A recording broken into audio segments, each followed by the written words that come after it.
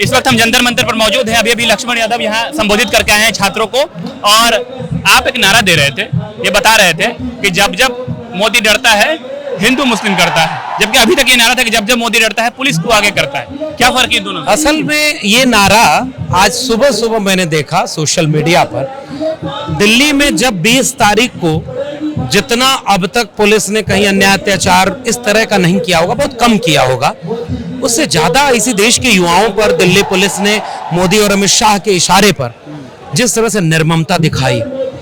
जो नारा देता था बेटी पढ़ाओ बेटी बचाओ, उसने बेटी के साथ कैसा सलूक किया जब वो बेटी कलम मांगने आई, किताब की बात करने आई। इसका मतलब ये है कि अब जो सबसे गड़बड़ चीज हो गई है कि इस देश का युवा जाग गया है। तुम्हारे नफरत के एजेंडे में जब तक शामिल रहता था तब तक तो तुम फूल बरसाते थे, अब जब तक जो है वो शिक्षा की बात करने लगा है तो तुम लाठी मार रहे हो। इसके बाद क्या हुआ कि पूरे देश में आंदोलन फैल गया, और वो आंदोलन जब दिल्ली में नारा लगा कि जब जब मोदी डरता है पुलिस को आगे करता है, तो मैंने देखा कि महाराष्ट्र में एक रेलवे स्टेशन पर सैकड़ों युवा ये नारा लगा रहे थे, जब जब मोदी डरता है हिंदू मुस्लिम करता है। सर एक सवाल है, मैं लगातार कवरेज कर रहा हूँ यहाँ पर, बाल बाल कई बार बचा हूँ पुलिस की लाठियों से, हालांकि आंसू के गोले का शिकार मैं भी हुआ हूँ। 4-5 दिनों से लाठी चार्ज हो रहा है, लोग आ रहे हैं, लोग जा रहे हैं, छात्र आ रहे हैं, जा रहे हैं, नारेबाजी हो रही है, सब कुछ हो रहा है, बस नहीं हुआ है तो अभी तक धर्मेंद्र प्रधान का इस्तीफा। क्या कहना चाहेंगे सर? देखिए, इस देश का युवा मोदी जी चाय बेचे मान गया, मोदी जी की डिग्री ओरिजिनल है मान गया, मोदी जी नॉन बायोलॉजिकल है मान गया, मोदी जी भारत को विश्व गुरु बनाने जा रहे हैं मान गया।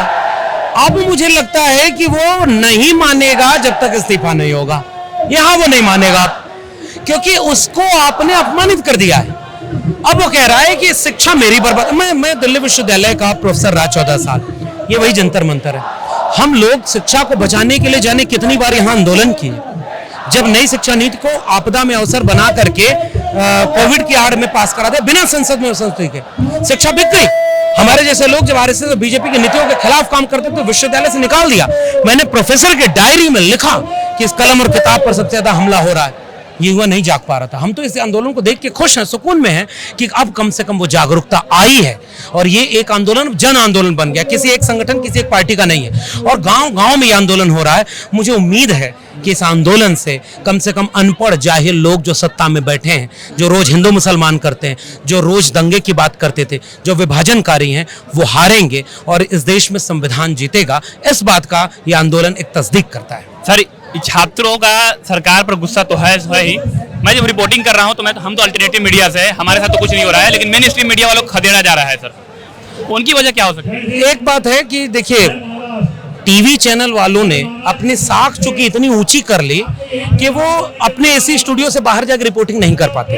अब एसी के बाहर जाएंगे तो कोई आपसे पूछेगा ना कि एलियन चांद पर है कि नहीं। आपने तो सूट पहनकर रिकॉर्ड कर दिया था और वीडियो बना दी थी। वो आपसे पूछेगा इस्लामाबाद कराची कब्जा में है। वो आपसे कहेगा कि मोदी सरकार सारे अच्छे काम कर रही है, जवाब दो। तो हो ये रहा है कि आपने साख खो दी है। दूसरी बात, जो सरकार के दरबार में है उन पूंजीपतियों का पैसा टीवी चैनल में लगा है, तो टीवी चैनल उनके पैसे से चल रहा है।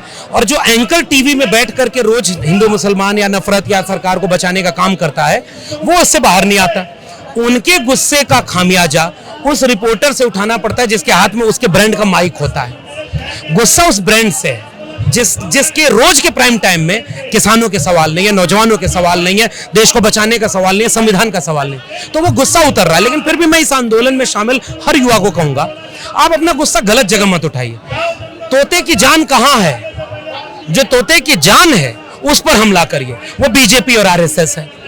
एक जगह चूड़ी टाइट का मतलब संवैधानिक तरीके से, तो इसको भी क्लिप काट करके कह देंगे कि ये कुछ और कह रहे थे। इसलिए हम आलू इधर से आलू उधर से सोना वाला दौर है ये।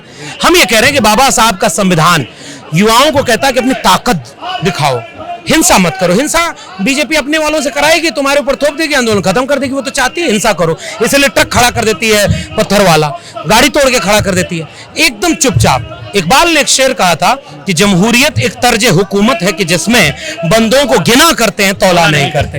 एक आखिरी सवाल पूछ लेता हूं सर आपसे।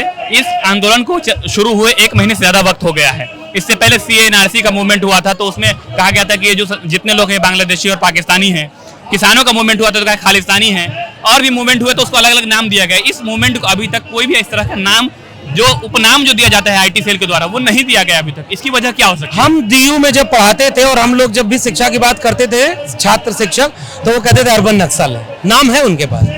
उन्होंने अपने ट्रोलरों से, आईटी ट्रोलरों से ये नाम बीच में फेंकवाना शुरू कर दिया है।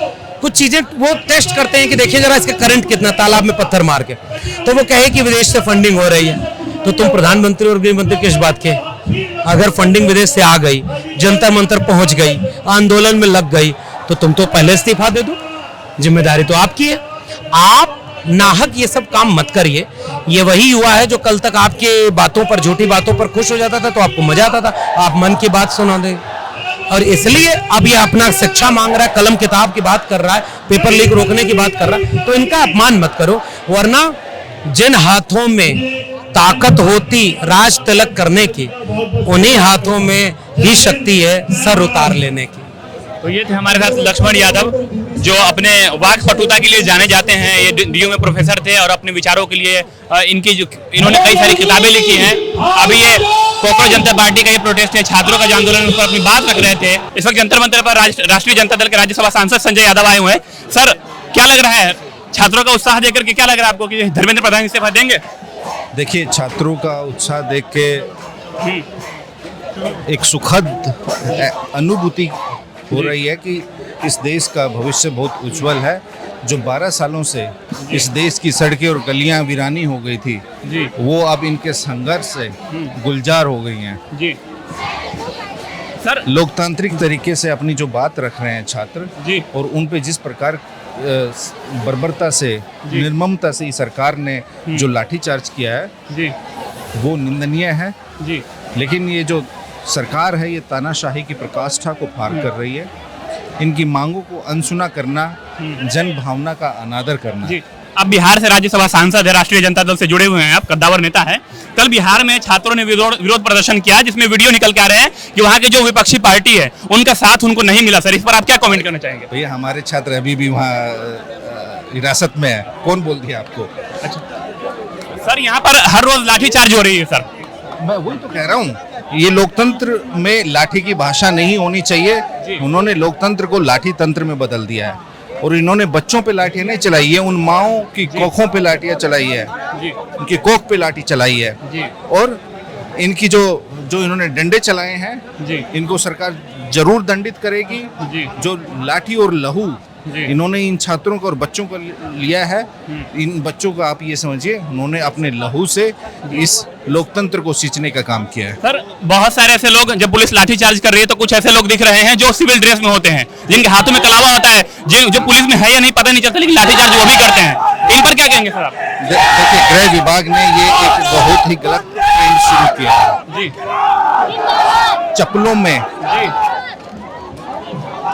मुंह को ढककर, हेलमेट लगाकर, पेड़ की लाठी तोड़कर, जी, और आप पुलिस कर्मियों के साथ जो कुछ असामाजिक तत्व है, गुंडे हैं या पुलिस कर्मी हैं, जी, उस पे भारत सरकार की तरफ से और दिल्ली पुलिस मुख्यालय की तरफ से कोई स्पष्टीकरण नहीं आया है। ये दर्शाता है कि ये सरकार बिल्कुल अराजकता में और लाठी तंत्र में विश्वास रखती है। सर, एक लास्ट सवाल है सर, बहुत सारे प्रदर्शनकारी हैं जो ये कह रहे हैं कि अब हमें धर्मेंद्र का इस्तीफा नहीं चाहिए। सर, धर्मेंद्र के इस्तीफा, वो प्रधानमंत्री मोदी के इस्तीफे की मांग कर रहे हैं। लोग कह रहे हैं अब धर्मेंद्र नहीं, नरेंद्र का इस्तीफा चाहिए। तो ये थे हमारे साथ राज्यसभा सांसद संजय यादव, जो बिहार से राज्यसभा सांसद है, राष्ट्रीय जनता दल के कद्दावर नेता है, जो बता रहे थे कि अब धर्मेंद्र का इस्तीफा नहीं चाहिए, मतलब शिक्षा मंत्री का इस्तीफा नहीं चाहिए, बल्कि नरेंद्र मोदी का इस्तीफा चाहिए, प्रधानमंत्री का इस्तीफा चाहिए, ये उनका कहना था। इस वक्त जंतर मंतर पर सचिन यादव है, जो कि समाजवादी पार्टी के विधायक है। सर, यहाँ आए हैं अखिलेश यादव, तो अभी नहीं आए हैं, लेकिन डिंपल यादव जी आई थी और बाकी लोग आए थे यहाँ पर। क्या लगता है, धर्मेंद्र प्रधान इस्तीफा देंगे? देखिए, धर्मेंद्र प्रधान जी को नैतिकता पे इस्तीफा दे देना चाहिए। वो जिम्मेदार है 21 लोगों की मौतों के, वो जिम्मेदार है इस प्रोटेस्ट के, वो जिम्मेदार है बच्चों पे लाठीचार्ज के, वो जिम्मेदार है शिक्षा व्यवस्था को इस देश में खराब करने के। उनमें अगर थोड़ी सी भी नैतिकता होगी तो वो इस्तीफा दे देंगे। लेकिन ये सरकार नैतिकता पे नहीं चल रही है। आप जानते हैं, सरकार लोगों के बेबसी का फायदा उठा रही है, लोगों के कमजोरी का फायदा उठा के ये सरकार बनी है। और मुझे नहीं लगता कि ये सरकार नैतिकता पे इस्तीफा देगी, लेकिन ये छात्र और नौजवान इस देश का ये ठान चुका है कि जब तक इस्तीफा नहीं देंगे तब तक प्रोटेस्ट चलेगा, और इस प्रोटेस्ट के दबाव में उन्हें इस्तीफा देना पड़ेगा। सर 2 दिन पहले हमने देखा राहुल गांधी प्रधानमंत्री के आवास के बाहर जाकर के प्रोटेस्ट करते, उन पर लाठीचार्ज हुआ, अखिलेश यादव को डिटेन किया गया था। यहाँ लगभग हर रोज बच्चों पर लाठीचार्ज हो रहा है सर, लेकिन नहीं हो रहा है तो उनका इस्तीफा नहीं हो रहा है और मोदी जी सुन नहीं रहे हैं। क्या विपक्ष को अभी भी अंडर एस्टिमेट कर रहे हैं, वो छात्रों को अंडर एस्टिमेट कर रहे हैं, या फिर क्या उनकी कोई मजबूरी है जो इस्तीफा नहीं ले रहे हो?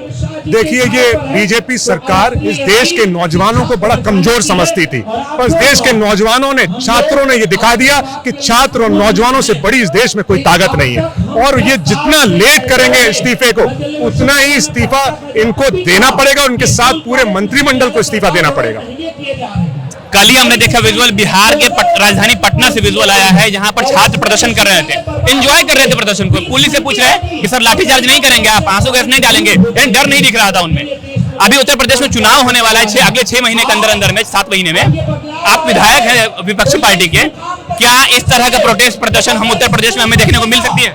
उत्तर प्रदेश में परसों हर जिले के मुख्यालय पे प्रोटेस्ट हुआ, छात्रों और नौजवानों ने किया, समाजवादी पार्टी ने किया, और ये जो स्टूडेंट्स के ऊपर लाठीचार्ज हुआ है, हमारी बहनों के ऊपर लाठीचार्ज हुआ है, ये मैसेज गांव-गांव तक पहुंच चुका है, और हर गांव में लोग इससे सिंपैथी कर रहे हैं, और हर गांव के बड़े बुजुर्ग, हर गांव का नौजवान इस प्रोटेस्ट का हिस्सा बन चुका है। और आने वाले चुनाव में आप देखिएगा, यही छात्र, यही नौजवान बीजेपी को उत्तर प्रदेश से और इस देश से निकालने का काम करेंगे। सर एक सवाल है, मैं मतलब अपने दिमाग में आ रहा है मुझे कि जब से ये प्रोटेस्ट शुरू हुआ 1 महीने से, तब से मैं देख रहा हूं कि विपक्ष किसी नेताओं घर पर ईडी का छापा नहीं पड़ रहा है, सीबीआई का छापा नहीं पड़ रहा है, ना ही ये सरकार या इनके जो समर्थक है वो किसी मस्जिद के नीचे खुदाई करने जा रहे हैं, ना ही हिंदू मुस्लिम हो पा रहा है। क्या लगता है सरकार दबाव में आ गई है? देखिए, सरकार ये सब कुछ करने की कोशिश कर रही है, ये चाहती है कि इस मूवमेंट से ध्यान भटके, लेकिन इस देश के छात्र, नौजवान, इस देश का समझदार नागरिक ये सब जान चुका है कि ये बीजेपी की पुरानी हरकतें हैं, और इनकी पुरानी हरकतों में कोई भी पार्टिसिपेट नहीं कर रहा, और सब लोग चाह रहे हैं कि धर्मेंद्र प्रधान इस्तीफा दे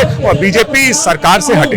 तो ये थे सचिन यादव, समाजवादी पार्टी के विधायक है ये सरधना से, और ये बता रहे थे कि बीजेपी सरकार डरी हुई है, इनका कहना है, और युवा अगर शक्ति जाग गया है, सरकार टूट के रहेगी, सरकार खत्म होकर रहेगी, ऐसा इनका कहना है। हम मंच पर मौजूद हैं और लगातार आपके तक कवरेज लेकर के आ रहे हैं जंतर मंतर से।